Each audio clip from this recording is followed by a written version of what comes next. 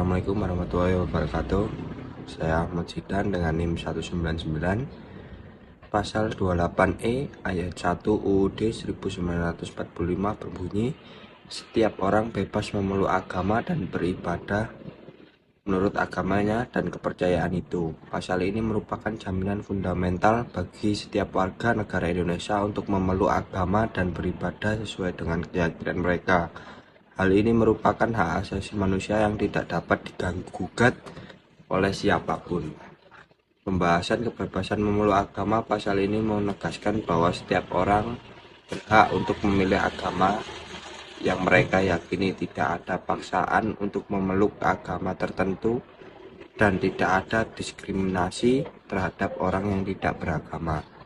Kebebasan beribadah. Pasal ini juga menjamin kebebasan untuk beribadah sesuai dengan agama dan kepercayaan masing-masing. Hal ini termasuk kebebasan untuk membangun tempat ibadah, melaksanakan ritual keagamaan, dan mengajarkan agama pada orang lain. Assalamualaikum warahmatullahi wabarakatuh. Perkenalkan, nama saya Muhammad Islauddin dengan NIM 13122000221. Di sini saya dari kelompok 2 ingin menganalisis pasal 28E ayat 1 Undang-Undang 1945 yang berbunyi setiap orang bebas memeluk agama dan beribadah menurut agamanya dan kepercayaannya. Di sini saya akan menjelaskan pentingnya pasal 28E ini. Pasal ini sangat penting untuk menjaga kerukunan antar umat beragama di Indonesia. Kebebasan beragama merupakan salah satu pilar demokrasi dan negara hukum. Di sini saya akan memberikan contoh implementasi. Ada beberapa. Nomor 1, pembangunan tempat ibadah. Pemerintah wajib menyediakan ruang untuk pembangunan tempat ibadah bagi semua agama yang diakui di Indonesia. Nomor 2, perlindungan terhadap minoritas agama. Pemerintah wajib melindungi minoritas agama dari diskriminasi dan kekerasan. Nomor 3, pendidikan agama. Pemerintah wajib menjamin pendidikan agama bagi semua anak bangsa sesuai dengan agama yang mereka yakini. Sekian dari saya, terima kasih. Assalamualaikum warahmatullahi wabarakatuh. Perkenalkan, saya Muhammad Rizal dengan NIM 13122000194. Saya dari kelompok 2 akan menyampaikan analisis pasal 28E ayat 1 Undang-Undang Dasar 1945 yang berbunyi setiap orang bebas memeluk agama dan beribadah menurut agama dan kepercayaannya masing-masing. Nah, di sini saya akan membahas tentang tantangan. Nah, yang pertama itu ada intoleransi dan radikalisme. Intoleransi itu meskipun di Indonesia dikenal sebagai negara dengan keberagamaan dan budaya agama yang banyak beraneka ragam, tetapi masih ada kasus-kasus intoleransi yang mengancam kerukunan antara umat beragama. Contohnya itu kayak tindakan diskriminasi terhadap kelompok agama minoritas. Nah, kemudian radikalisme. Gerakan radikal yang mengatasnamakan agama juga menjadi ancaman serius, seperti kelompok-kelompok yang seringkali menyebarkan ideologi ekstrim, bertentangan dengan prinsip-prinsip kebinekaan dan Pancasila. Nah, kemudian yang kedua itu ada penyalahgunaan agama. Penyalahgunaan agama itu untuk kepentingan politik dan kekerasan. Kalau untuk kepentingan politik, agama seringkali digunakan sebagai alat untuk mencapai tujuan politik. Hal ini dapat dilihat dari munculnya isu-isu sekretarian dalam kampanye politik yang memecah belah masyarakat, seperti yang untuk pemilu dan lain-lain. Kemudian kekerasan. Beberapa pihak menggunakan agama sebagai pembenar untuk melakukan tindak kekerasan. Itu sama sekali tidak boleh dilakukan karena akan merusak citra agama itu sendiri. Nah, jadi kesimpulannya itu Pasal 28E Undang-Undang Dasar Negara Republik Indonesia tahun 1945 merupakan landasan hukum yang esensial dalam menjamin kebebasan beragama dan beribadah di Indonesia. Pelaksanaan pasal ini secara konsisten tepat akan memelihara kerukunan antara umat beragama serta memperkuat prinsip-prinsip demokrasi dalam kehidupan berbangsa dan bernegara. Sekian, terima kasih. Wassalamualaikum warahmatullahi wabarakatuh. Assalamualaikum warahmatullahi wabarakatuh. Perkenalkan, nama saya Adelia Mukumimati Mustika Dewi dari NIM 13122000312.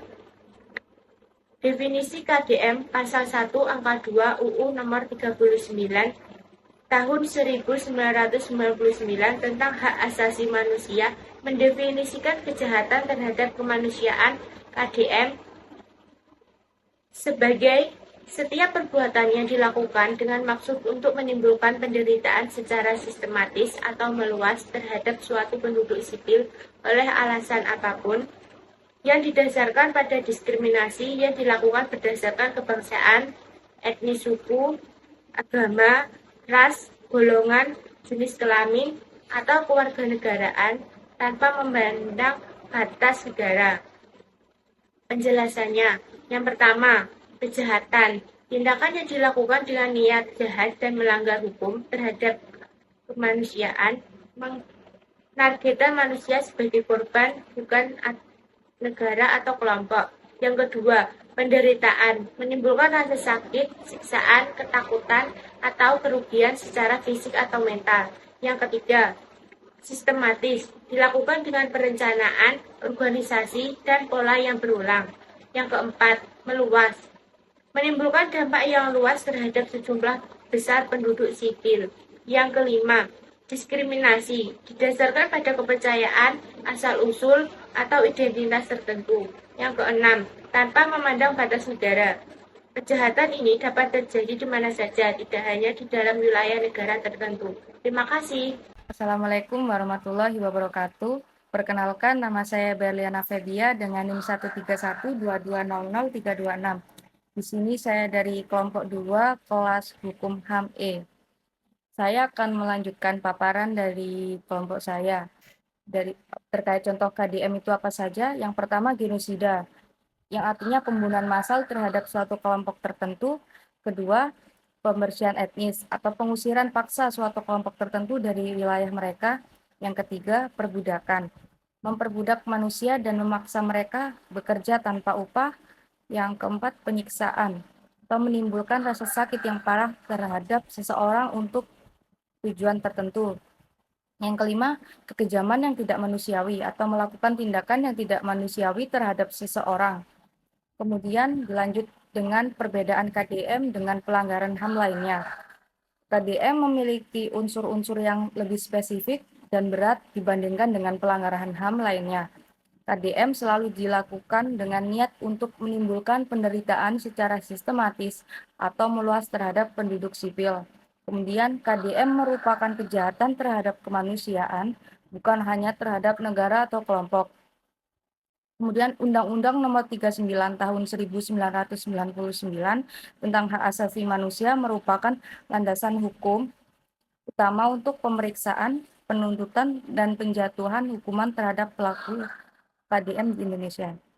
Oke, saya juga sedikit menambahkan lebih dahulu mana hak asasi manusia atau kewajiban asasi manusia.